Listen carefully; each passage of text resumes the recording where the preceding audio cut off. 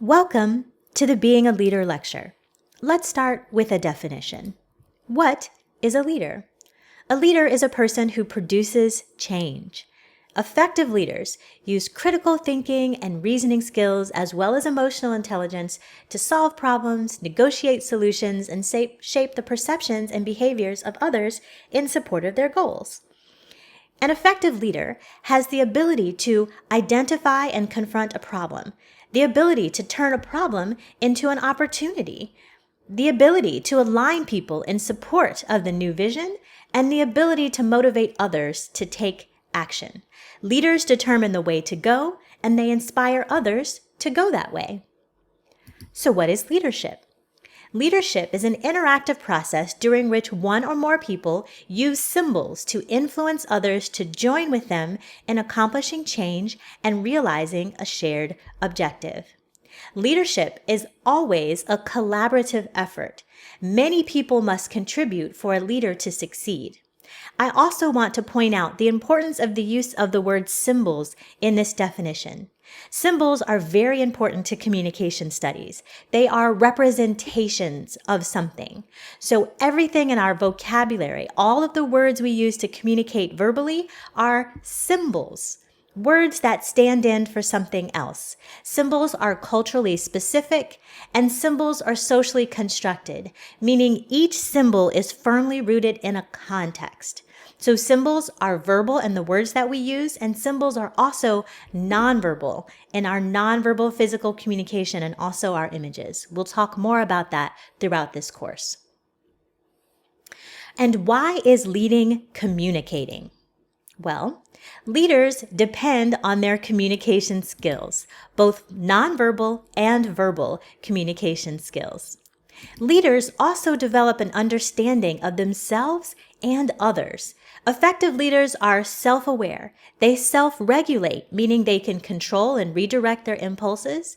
They're self-motivated, meaning they usually work because of their passion. They don't need someone to tell them that it's time to work. And effective leaders are empathetic, meaning they understand other people's needs and desires. Effective leaders also have social skills. They're able to build relationships and rapport with other people. Leaders are also adept at framing and sharing narratives. Effective leaders use narratives to develop emotional and lasting connections with their supporters. We'll also talk more about narrative throughout this course. So what is the difference between a leader and a manager? Well, a leader is the person who develops the vision. A manager is the person who implements the vision. The leader is someone who motivates and inspires people by focusing on the big picture. The manager is the person who organizes people, and they focus on the details. Managers are detail-oriented, and they seek to eliminate chaos from organizational life. So whereas a leader is clarifying the big picture and formulating a vision for change, the manager is planning, budgeting, implementing, and maintaining stability so that vision can come to fruition. Warren Bennis and Ivan Goldsmith say, quote, "A manager does things right. A leader does the right things," end quote.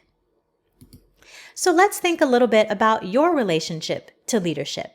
There are two theories of leadership. The first is trait theory of leadership, that some people are just born with unique traits that make them excellent leaders.